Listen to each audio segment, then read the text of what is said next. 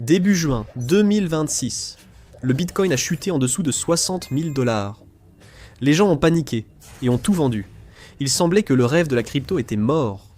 Alors que les particuliers perdirent les économies de toute une vie, Wall Street opérait le plus grand transfert de richesse de la décennie. Ce n'était pas un crack, mais un braquage. Un mouvement délibéré visant à éliminer plus de 1,8 milliard de dollars d'effets de levier a fait du vendredi 5 juin l'une des journées les plus marquantes des marchés crypto depuis des années. L'événement a été si rapide que la plupart des traders ignoraient ce qui se passait. Le Bitcoin, la principale crypto-monnaie, qui s'échangeait au-dessus de 80 000 il y a seulement quelques semaines, a connu un effondrement soudain et colossal. Des millions de téléphones ont vibré dans le monde à l'annonce de la nouvelle. La valeur du BTC plongeait. Elle était même descendue sous la barre des 60 000 $, atteignant un plus bas intrajournalier de 59 100 $ à un moment donné. Il a réussi une légère reprise en atteignant 61 000 $ le lendemain matin, mais c'était le chaos, un effondrement du marché, du moins pour un œil non averti. Cela semblait être la preuve définitive que les détracteurs du monde de la crypto attendaient, un signe clair que le Bitcoin, et la crypto en général, ne peuvent pas être considérés comme une réserve de valeur sûre et sécurisée. Mais voici la vérité, ce n'était pas un échec, ni un crash incontrôlable. C'était une combustion contrôlée, une opération parfaitement exécutée, mathématiquement précise, et absolument nécessaire pour que le marché non seulement se rétablisse, mais atteigne de nouveaux sommets. C'était comme brûler une forêt malade pour laisser place à des racines plus saines. Pendant que beaucoup observèrent les graphiques, ils ne voyaient que la fumée. Le véritable incendie se produisait en coulisses. Environ 1,8 à 2,5 milliards de dollars de leviers toxiques ont été complètement anéantis. Voici pourquoi c'est important. L'effet de levier agit comme une peste pour le système financier. Ce sont des fonds empruntés, utilisés par des traders particuliers, qui misent avec de l'argent qui n'est pas à eux, rendant le système instable. Plus l'effet de levier s'accumule, plus la situation devient instable. Finalement, on atteint un point où le marché ne peut plus bouger, croître ou progresser tant que cet effet de levier n'est pas éliminé. En d'autres termes, pour que le Bitcoin franchisse une nouvelle étape dans son évolution, pour que cette fusée crypto décolle, il fallait se débarrasser de l'effet de levier. Cet argent ne peut pas disparaître, il va forcément quelque part. Alors que des utilisateurs terrifiés appuyaient frénétiquement sur le bouton de vente, craignant le pire, les entités qui rachetaient leurs actifs n'étaient pas des amateurs ou de simples investisseurs occasionnels, c'étaient des professionnels. Les investisseurs de Wall Street ont profité de cette vente au rabais, en achetant des actifs à des prix fortement réduits. Ils étaient convaincus qu'ils doubleraient, voire tripleraient leur argent par la suite. Le marché des particuliers a fourni la liquidité attendue par les grands investisseurs. Les investisseurs ordinaires sont devenus le carburant de la machine, croyant fuir un navire qui coulait. En réalité, ils confièrent leur portefeuille à de grandes sociétés d'investissement. Mais ce crack n'a pas débuté sur les marchés des crypto-monnaies, il a commencé dans la Silicon Valley. L'argent est l'oxygène du marché. Quand il afflue, les actifs se renforcent et prennent de la valeur, quand il part, ils s'affaiblissent. Et dans les semaines et les mois qui ont précédé juin 2026, un secteur en particulier absorbait presque tout l'oxygène disponible. Ce secteur, c'était l'intelligence artificielle. En peu de temps, l'IA a investi presque tous les aspects de la vie moderne et est devenue l'une des forces technologiques majeures. Là où il y a du pouvoir, il y a de la valeur. Les investisseurs ne voulurent pas passer à côté de l'opportunité de tirer le meilleur parti de cette valeur.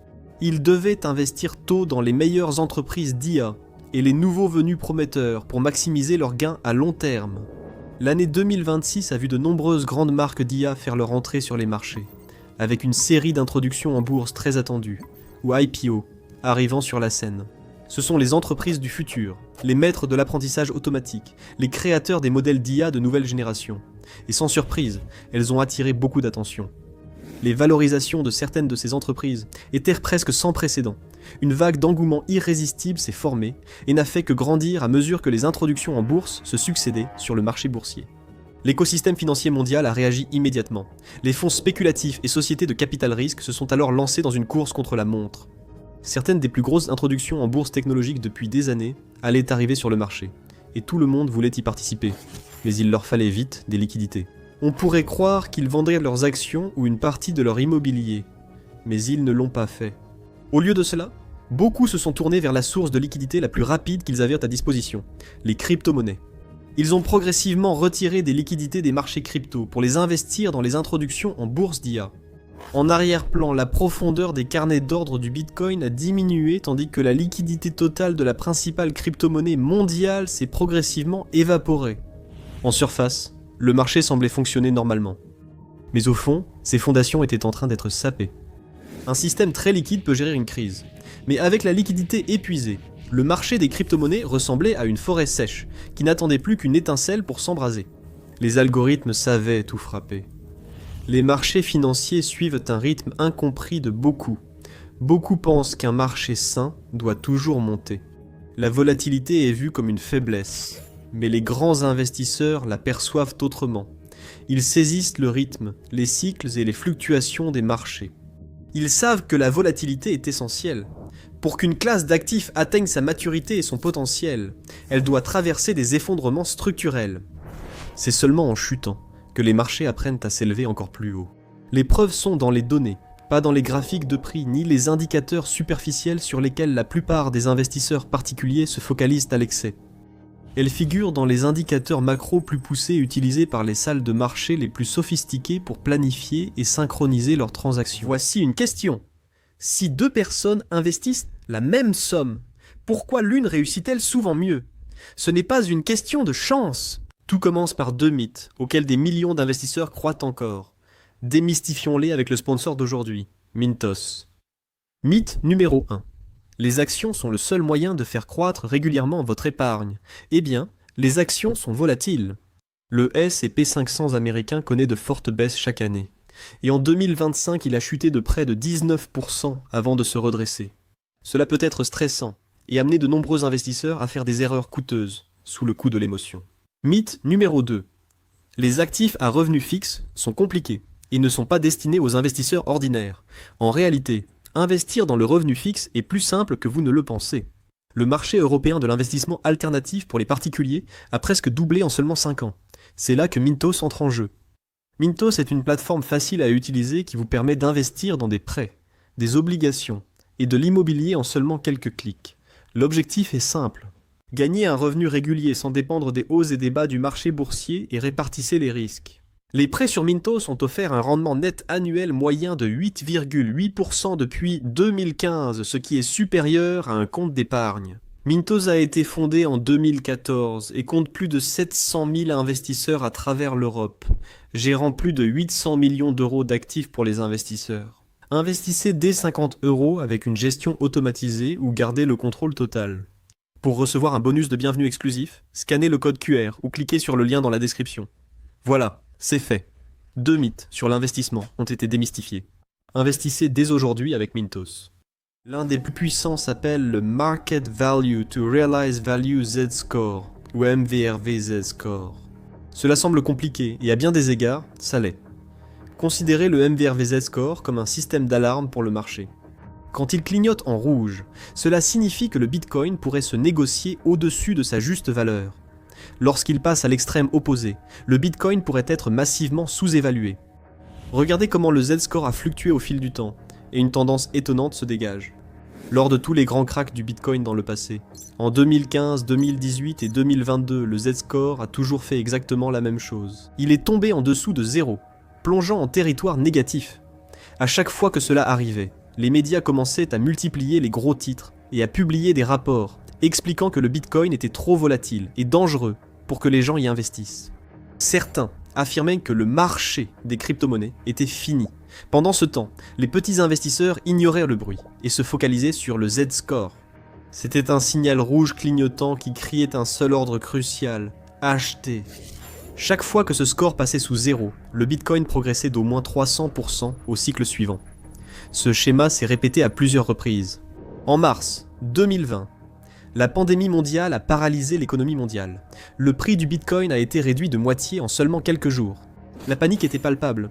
Mais dans les 180 jours qui ont suivi cette chute massive, l'offre détenue par les investisseurs à long terme, c'est-à-dire le volume total de Bitcoin détenu par des entités qui refusèrent de vendre, a augmenté d'environ 3 à 5 points de pourcentage. C'est l'équivalent de retirer toutes les réserves d'or des États-Unis du marché ouvert et de les transférer dans un coffre-fort privé en 6 mois. C'était une consolidation silencieuse mais massive de la richesse, un transfert spectaculaire de Bitcoin des mains faibles vers les mains fortes. C'est une nécessité biologique pour un marché sain. Il doit échouer pour être réinitialisé et reconstruit en mieux.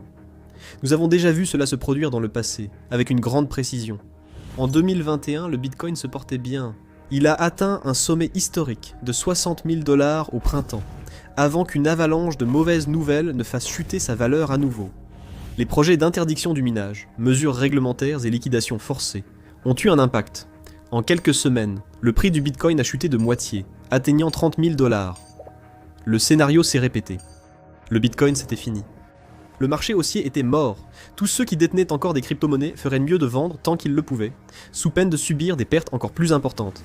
Une grande partie du public de détail a suivi ce conseil. Ils ont vendu leurs actifs et ont regretté de ne pas être sortis plus tôt. Mais les investisseurs les plus avisés ont compris ce qui se passait réellement. Un phénomène unique, connu sous le nom de phase d'accumulation de mèches Wyckoff. Portant le nom d'un célèbre investisseur, éditeur et fondateur du magazine de Wall Street.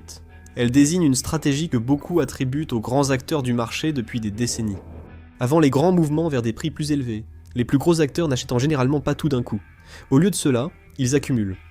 Les baleines agissent ainsi pour pousser les petits investisseurs à vendre. Mais lors de la phase de mèche Wyckoff en 2021, une anomalie inquiétante est survenue. Le nombre de portefeuilles de baleines, ceux détenant 1000 BTC ou plus, a commencé à diminuer d'environ 12%. Simultanément, les petits portefeuilles particuliers ont augmenté, car les investisseurs occasionnels achetaient lors des baisses pour un profit rapide. Le récit est alors devenu plus inquiétant. Les gros investisseurs semblaient indeed quitter le Bitcoin, mais les baleines ne l'abandonnaient pas vraiment. Elles se préparaient à un grand effacement par effet de levier. Le 19 mai 2021, cet effacement a eu lieu. Une somme stupéfiante de 8,6 milliards de dollars a été effacée en quelques heures seulement. Pour comprendre l'ampleur de cette valeur, 8,6 milliards de dollars suffisent à acheter les Dallas Cowboys, l'une des plus grandes institutions sportives du monde, et il resterait encore 3 milliards de dollars. L'impact a été immédiat. Les comptes de détail ont été ramenés à zéro, provoquant la plus grande consolidation de richesse depuis la crise de 2008. À la fin de 2021, la valeur du Bitcoin avait de nouveau explosé. Aujourd'hui, en 2026, il y a suffisamment de données pour montrer que ce n'est ni aléatoire, ni une coïncidence. L'histoire se répète avec une précision chirurgicale. Le krach de juin 2026 est presque le reflet de l'événement de 2021. Les mêmes gros titres, récits et impacts émotionnels sur le marché des investisseurs particuliers. Mais 2026 dispose d'un filet de sécurité que 2021 n'a jamais eu. Un plancher construit par les institutions financières les plus puissantes de la planète. Début 2024, les règles du marché du Bitcoin ont été effectivement réécrites. La Securities and Exchange Commission des États-Unis a approuvé les premiers ETF sur le Bitcoin. Depuis plus de 10 ans, le Bitcoin existe en dehors du système financier mondial. Il a toujours été en marge, volatile, sans réelle supervision réglementaire et difficile d'accès pour les investisseurs particuliers, et même pour les institutions traditionnelles. Le lancement des fonds de négociés en bourse ou ETF a tout changé. Cela a comblé le fossé qui séparait le Bitcoin du système financier traditionnel depuis si longtemps. L'impact a été immédiat. Des géants de l'investissement, tels que BlackRock et Fidelity, ont plongé d'emblée. À la fin de l'année, ils détenaient un impressionnant total de 900 000 BTC dans leurs coffres institutionnels. Cela représente environ 4,6% de l'ensemble de l'offre en circulation de l'actif lui-même. Pour mettre ce chiffre en perspective, 900 000 bitcoins, c'est seulement 200 000 bitcoins. C'est en deçà du total des 1,1 million de bitcoins perdus de Satoshi Nakamoto, le créateur pseudonyme du bitcoin, d'une valeur d'environ 80 milliards de dollars. C'est une somme tellement énorme qu'elle exerce une influence presque inimaginable sur le reste du marché. Elle donne à ces sociétés d'investissement suffisamment de poids financier pour contrôler la gravité même de la blockchain. Wall Street diffère du reste du monde de l'investissement. Les principaux acteurs des marchés boursiers, actions et crypto-monnaies, n'échangent pas les actifs comme les investisseurs particuliers. Ils achètent des actifs afin de les sécuriser, puis ils construisent leur richesse à partir de là. Lorsqu'une institution comme BlackRock prend le contrôle d'une crypto-monnaie, celle-ci n'est plus en circulation libre. Lors du krach de 2026, les médias ont relayé des gros titres sensationnalistes sur une fuite massive de capitaux. Ils ont souligné les 1,4 milliard de dollars retirés des ETF spot au plus fort de la panique, estimant que cela prouvait la fin de l'intérêt institutionnel pour le Bitcoin. Mais quand on regarde le tableau d'ensemble, 1,4 milliard de dollars, c'est une goutte d'eau dans l'océan pour ces grands mégafonds. En réalité, la grande majorité des capitaux institutionnels n'a pas bougé du tout. Ils sont toujours exactement là où ils étaient, avant que la panique ne commence. Pendant que les investisseurs particuliers retiraient leur argent par peur, BlackRock et Fidelity ont absorbé le choc.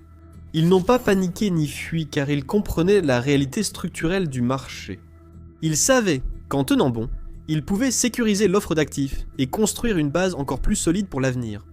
Avec Wall Street accumulant toujours plus d'offres, la quantité réelle de Bitcoin à acheter disparaît peu à peu. L'un des aspects les plus fascinants du Bitcoin, qui en fait un actif populaire auprès des investisseurs mondiaux, est sa rareté. Il n'y aura jamais plus de 21 millions de pièces émises au total. Cela le distingue fondamentalement du concept même de monnaie conventionnelle. Aucune banque centrale ne pourra jamais simplement imprimer plus de BTC. Aucune décision politique ne pourra jamais augmenter l'offre. Et la réalité, c'est que le Bitcoin est encore plus rare qu'il n'y paraît, car un grand nombre de ces 21 millions de pièces ne sont pas disponibles à l'achat ou à la vente, et ne le seront jamais. Pourquoi ? Parce que beaucoup d'entre eux sont effectivement hors circulation. Ils sont sur des disques durs perdus, derrière des portefeuilles chiffrés, des mots de passe oubliés ou en stockage à froid, intacts depuis des années. Une mesure appelée l'offre illiquide évalue essentiellement le pourcentage de Bitcoin détenu par des entités qui n'ont absolument aucune intention de vendre. En 2024, cette mesure a atteint un niveau record d'environ 78%. Cela signifie que seulement 22% de tous les bitcoins jamais minés sont réellement disponibles pour la circulation sur le marché ouvert. C'est comme essayer d'acheter une maison dans une grande métropole, où près de 80% des maisons ne peuvent jamais être vendues. Si une grande partie de l'offre d'un actif est essentiellement verrouillée et retirée de l'écosystème, même une légère augmentation de la demande peut déclencher une explosion verticale violente. La valeur de cet actif s'envole. C'est ça, le choc d'illiquidité en résumé. C'est comme un ressort enroulé de plus en plus serré, attendant simplement d'exploser et de libérer toute l'énergie qu'il a accumulée. Cela révèle la réalité, souvent inconfortable, du fonctionnement réel des marchés mondiaux, qui paient réellement lors des périodes de hausse. Si vous demandez à une personne dans la rue ce qui alimente un grand marché haussier ou qui a le plus d'influence sur un actif comme le Bitcoin, elle citera sûrement les investisseurs particuliers. Ils affirment que les gens ordinaires qui ouvrent des comptes, créent des portefeuilles et placent quelques centaines de dollars dans la crypto chaque mois, font monter les prix, pensant que le public détient le pouvoir. C'est un mensonge élaboré. Les investisseurs particuliers ne stimulent pas les marchés haussiers, ils offrent seulement une liquidité de sortie aux institutions. Pour cela, il faut comprendre le fonctionnement des carnets d'ordres institutionnels. Un fonds spéculatif de plusieurs milliards de dollars ou un émetteur d'ETF ne va pas acheter des dizaines de milliers de jetons d'un coup sur sa plateforme habituelle de crypto-monnaie. Cela aurait un impact massif et violent sur le marché. Au lieu de cela, ces mégafonds préfèrent augmenter leurs investissements sans impacter immédiatement le marché. Pour cela, ils doivent déclencher une vague d'ordres de vente pour équilibrer leurs achats. Ils ont essentiellement besoin que des milliers d'investisseurs individuels vendent leurs positions au même moment et au même prix. Ils ont besoin que les gens paniquent. C'est pourquoi le crack de juin 2026 n'était pas un événement aléatoire ou chaotique. Il était planifié, programmé. C'était un mécanisme volontaire des grandes sociétés d'investissement pour résoudre leurs problèmes de liquidité. En réalité, c'est simple une fois les bases comprises. Les algorithmes des teneurs de marché peuvent aussi repérer où de nombreux ordres, stop loss, sont probablement concentrés. Ils savent à quel prix les investisseurs particuliers veulent vendre pour limiter leurs pertes. À mesure que le marché s'approche de ces niveaux, même une vague de vente relativement faible peut faire baisser les prix de plus en plus, les rapprochant ainsi de cette zone de stop loss. Dès que les stop loss sont déclenchés, une réaction en chaîne débute avec une vague d'ordres exécutés automatiquement. D'énormes quantités de BTC sont vendues, sans que les détenteurs aient même le temps de réfléchir à leur décision. Le prix chute de plus en plus, atteignant de plus en plus de limites de stop loss au passage. En quelques minutes, la valeur s'est effondrée, et pour l'investisseur moyen qui regarde tout cela se dérouler, il prend peur et commence à vendre ses cryptos. Quand la valeur du BTC a atteint son plus bas, les investisseurs de Wall Street se sont rués comme des requins, achetant tous les bitcoins sur le marché libre. Mais cela ne signifie pas forcément de mauvaises nouvelles pour les investisseurs particuliers. Le crack du Bitcoin semble, jusqu'ici, entièrement truqué contre le public. C'est fait pour broyer les petits investisseurs, tandis que les grandes institutions manipulent leurs émotions et profitent de leur panique. C'est possible, mais ce n'est pas toute l'histoire. Il faut voir au-delà du présent pour comprendre. Ignorer les gros titres, car les modèles macroéconomiques et outils de projection des meilleurs analystes financiers indiquent toujours la même direction, vers le haut. Leurs prévisions n'ont pas changé, et leur optimisme non plus. Ils pensent que le Bitcoin va monter bien plus haut, et plus vite que vous ne l'imaginez. La plupart des experts s'accordent à dire que le Bitcoin devrait atteindre entre 150 000 et 180 000 d'ici le 4e trimestre 2026. Mais il n'y a pas de consensus. Différents modèles indiquent des directions différentes, et ils évoluent au fur et à mesure que les conditions changent. Dans ces moments, les fortes variations de prix résultent surtout de l'évolution de la liquidité, de l'effet de levier et du positionnement global du marché, plutôt que d'une cause unique. À mesure que ces conditions se dénouent, le capital a tendance à circuler dans le système de manière qui n'est pas toujours visible en temps réel. Selon le point de vue, cela paraît être une étape normale des cycles du marché, ou un signe de tension structurelle plus profonde. Ces prévisions sont régulièrement révisées, à mesure que de nouvelles informations arrivent. Sur de tels marchés, l'histoire ne concerne jamais un seul krach ou une seule envolée. Il s'agit des cycles, de l'entrée et de la sortie de liquidités, et de la façon dont la structure du marché se redéfinit à chaque fois. Parce qu'au final, le prix ne se déplace pas simplement dans une direction ou dans une autre. Il évolue par phases, et chaque phase finit par devenir la base de la suivante. Tandis que les investisseurs achètent massivement du Bitcoin, le mystère reste entier. Qui en est le créateur ? Découvrez la vérité ou regardez cette vidéo.